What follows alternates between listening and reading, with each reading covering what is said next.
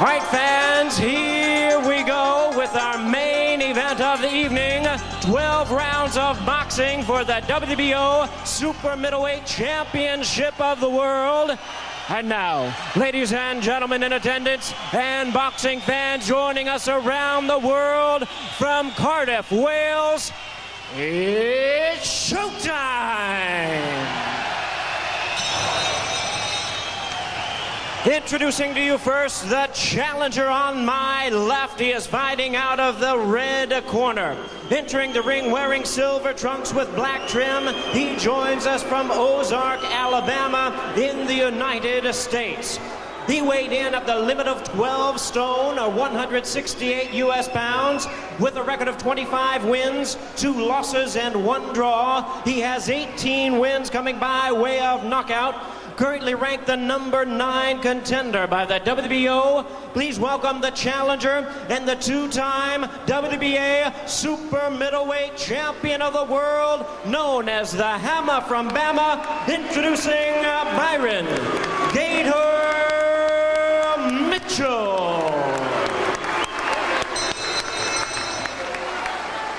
And his opponent across the ring, ladies and gentlemen, the defending world champion on my right, fighting out of the blue corner, wearing black trunks with white trim, hailing from and representing his home of Newbridge, South Wales.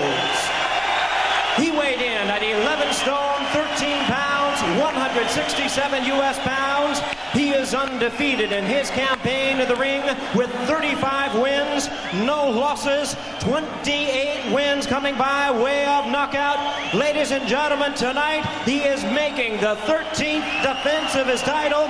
Here is the WBO Super Middleweight Champion of the World, boxing's pride of Wales, introducing the undefeated Calzaghe.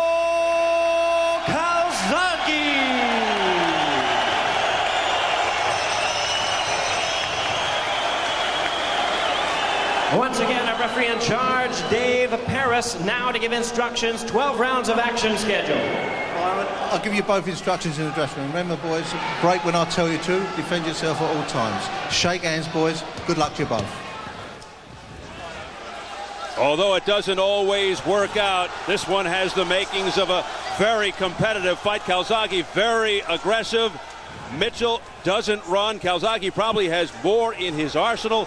But will his inactivity be a factor? Seemingly an upgrade in competition for Calzaghe following his last 2 fights. And Calzaghe, a completely different fighter than Mitchell's last opponent, Sven Aki. Here we go, the southpaw against the conventional fighter, Calzaghe in the black with the white trim. And Mitchell, all the way from Alabama to fight here in Cardiff, Wales, in the silver with the black and white trim. Calzaghe very cognizant of the fact that Julio Cesar Green knocked Mitchell down twice in the first round of their fight, and he said, I may do something like that if I can find the right punch in the first round. And Mitchell, of course, came back to stop Green in round 4.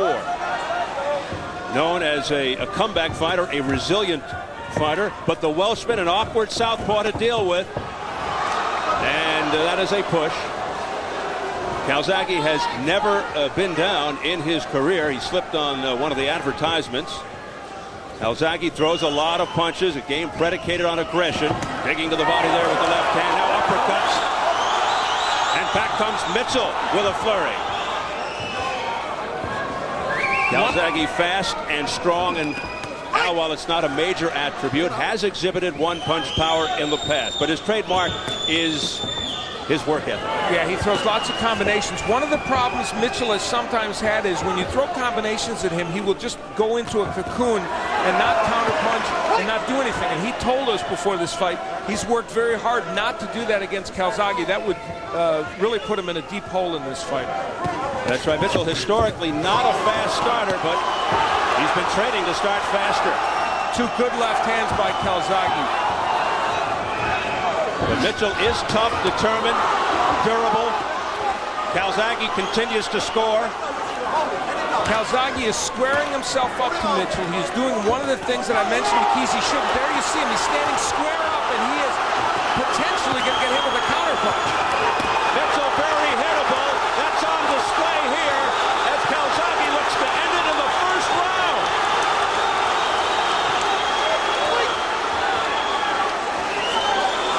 What a barrage by the Welshman. Tremendous hand speed by Calzaghe. That's his stock and trade. He's making it count right now. Big left hand that connected by Calzaghe. Upstairs on Mitchell, and he goes right back to it. There you see Mitchell in that cocoon. When the combinations come, he's not punching back.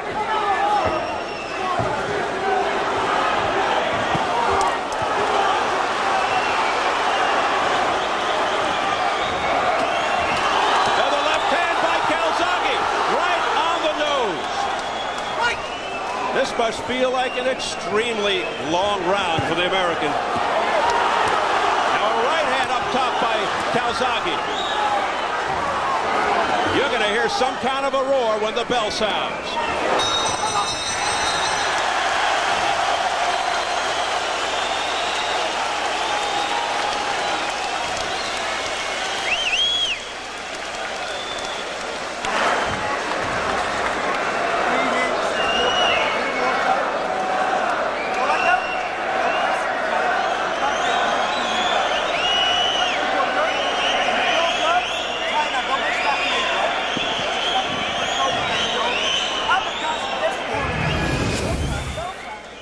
For Byron Mitchell, not a good start, although early on, this was a dangerous situation for Calzaghe. He could easily have injured his ankle there. Thank goodness for everybody he didn't.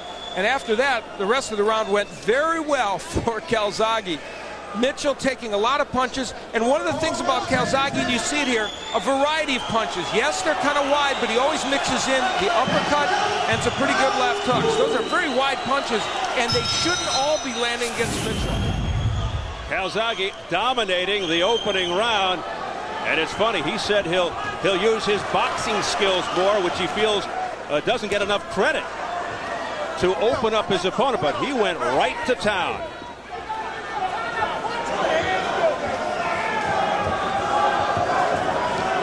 He calls it controlled aggression, and Mitchell told us defense would be crucial. Boy, was he right. And there wasn't much in that first round. The other thing that Mitchell knew he had to do was counterpunch. He tried, but was very inaccurate. And when I said that Calzaghe had squared himself up to Mitchell, he did on many occasions, but it was Mitchell's failure to be accurate with his punches that really allowed Calzaghe to get away with it. And back comes Calzaghe again. Yeah, Mitchell intended to be very busy, but Calzaghe just won't give him the opportunity. He has been swarming.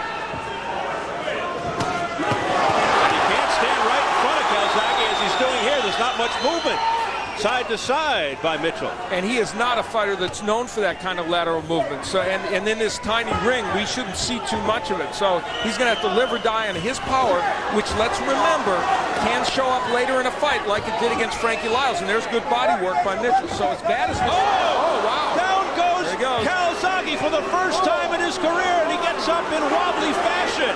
Unbelievable. Out of nowhere. Midway through the second round, and you called it. Here's Mitchell. He can punch. Calzaghe's in big trouble, and he's not boxing. Mitchell on the upset. Mitchell goes down.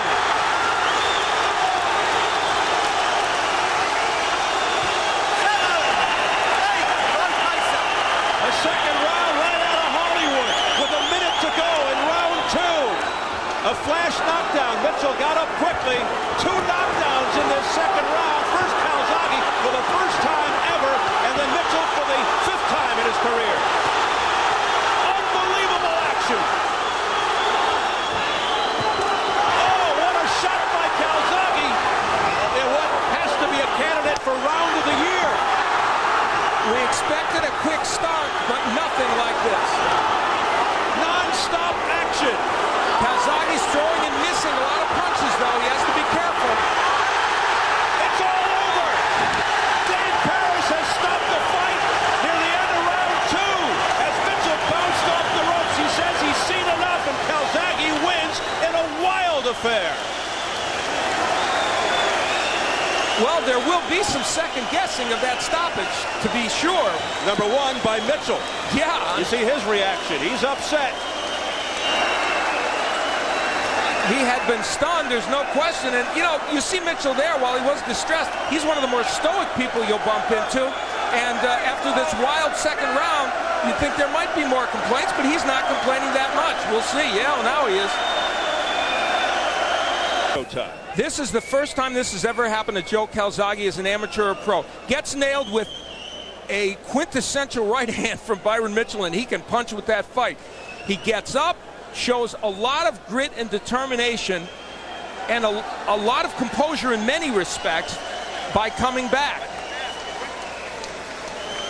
He did it in a wild fashion, but he was still able to come back. Mitchell left himself open, and Calzaghe, throwing wide, wild punches, was able to land against Mitchell. That left hand was right on the point of the chin, and that put Mitchell down for actually the only time in this round, because the second wasn't called a knockdown when he was pushed against the ropes. It could have been called. Instead, the referee stopped the fight. We'll take a look at where the fight was being stopped.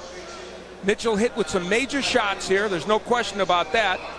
He gets nailed, and I believe it would be a punch that will send him against the ropes. Yep. He gets nailed with big shots and will ultimately be pushed against the ropes. The hand speed of Calzaghe, you see, very impressive here. And that's what makes Joe Calzaghe special, though he's missing a lot of shots. And you can see Mitchell is wobbled. But you see Mitchell is landing some counter punches as well. And the referee stepping in to stop it. He was really almost pushed against the ropes. I'm not even sure you would call that a knockdown. So this will certainly raise some controversy. And you see Al Banani already starting to debate this with referee Dave Parris, who, by the way, is from London. We'll take a look at the entire second round again in a moment. But first, let's go to Jim Gray with post-fight reaction. All right, Steve, thank you very much. Byron, what happened there? Did you want this fight to be stopped? No, that fight, I think it was stopped a little prematurely. I couldn't get used to the barrage of punches coming at the time. It was just a moment before I recovered, though. He caught me with some nice punches, but I was a little off balance. How did he manage to catch you after you knocked him down? It looked like you were going in for the finish. Yeah, and he just started swinging wildly. We went in. I was going in for the finish, and he caught me coming in. Was it a mistake that you made there? Yeah, I think so. It was carelessness, a little carelessness. I should have been a little more precautious. I figured he was hurt, and I was just going to finish him off. What did you say to the referee, Dave Parris, as this ended? I think he stopped it a little too soon. Well, the doctor in the corner couldn't believe it was stopped. The doctor Al Banani, go ahead. The doctor in the corner said he's okay. I said, I know he's okay, Doc. They should have given him a little bit more time. This is a world championship fight. There's 20 seconds left in a round. There's no reason to stop it at that point. I mean, he was okay. What do you do from here now, Byron? You fought a good fight here tonight. You put Calzaghe down for the first time, but you've come to Europe now 3 times and gone home with nothing. Yeah, I understand that, but hey, you got to take your hat off to the guy. He's a great champion. Take your hat out to you. You did a heck of a job. I'm not downing myself. I'm not, degrading myself, but by the same token, I'm giving him credit where he's due credit. You can't take anything away from him. He's a great guy. He defended his title successfully, and I'll be back, though. I don't know Calzaghe exactly. tell you he'd give you a rematch? No, he didn't, but I don't know. We're going to talk it's to in negotiations. Well, here comes Joe Calzaghe now. Hopefully we can get him in here. If we can get him in here in the next moment. Joe Calzaghe, if you can come on in. As he's walking over, we'll ask him right here while you're here, Byron. Joe, congratulations on that fight tonight. Thanks, Byron. First of all, would you give Byron a rematch? If we can turn you around to our cameras here, would you give him a rematch based on the way this was stopped? Well, yes, obviously. I felt that in the first round I had 6.5 minutes frustration, and to be honest, I thought I was going to box him because I knew I could catch him with the right hand. But like I did with Brewer, I got suckered into a punch. I felt I had the hand speed, and I hurt him a lot in the first round. Tried to open up, but he's got a great chin. I give him credit, he's got a fantastic chin, a champion's heart. In the second round, I slipped, man, but no, he caught me with a good punch. And the first time I went down in my professional career. But you know, you always think what would happen one day if you got put down. How would you respond? And I think I showed the champion's heart. You know, I got straight back up, my equilibrium, my senses. I was more embarrassed than anything. Being down for the first time in life, I stood up, and I knew I could see Barry. I knew he'd rush me to try and finish me. So I stepped back, counter punched him and dropped him as well. Then I had him shaken. Whether the referee should have stopped it, that's up to the referee. Well, that's what I want to ask you. You're a sportsman. You've always been honest with us, so try and be forthright here. Should he have stopped the fight? I'm not sure. That's something I knew he was hurt. Well, you were looking over begging the referee to stop. You kind of coached the referee, and of course he is from Great Britain. I think he'd be a bit biased there, man. I think he'd be a bit biased. Did you not look over, though? Well, at the end of the day, I don't like hurt opponents. I've done the same with Will McIntyre. I dropped him, then I waved the referee in, and I finished in the next round. I felt that I was hurting Byron with every shot I was landing. He caught me with one good shot. Do you think that influenced the referee at all, that you did wave him in and look at him? I can't remember actually doing that, but I'll look at the replay. But obviously, Byron is a champion. He's got champion's heart, and nobody likes to take defeat. Simple as. What now for you? What will you do? Will you try and unify the title, or will you fight Byron again right away? Well, the idea of this is to get a big unification fight. You know, Byron, this should have been a unification fight between me and Byron. He should be a two-time world champion. He got ripped off in Germany, and I've had to fight another former champion. No disrespect, but I want to win the other belts. I've been champion nearly 6 years. It's about time I get a big money fight with Bernard Hopkins. I'll get a unification fight. I've beaten 5 former champions. Will you come to the United States to do that? Definitely, yeah, definitely. I'm just turned 31, a bit proud of my life. But let's hope that the next time I'm not 6.5 minutes out of the ring. I was 6.5 minutes out of the ring, and I had a lot of anger in me, and maybe I took it out too much, and I got slippery, and I got caught with a great punch. Good puncher, great chin, great art, and I take my hat off to Byron Mitchell. Joe, congratulations. Byron, thank you for your time. Thanks very much.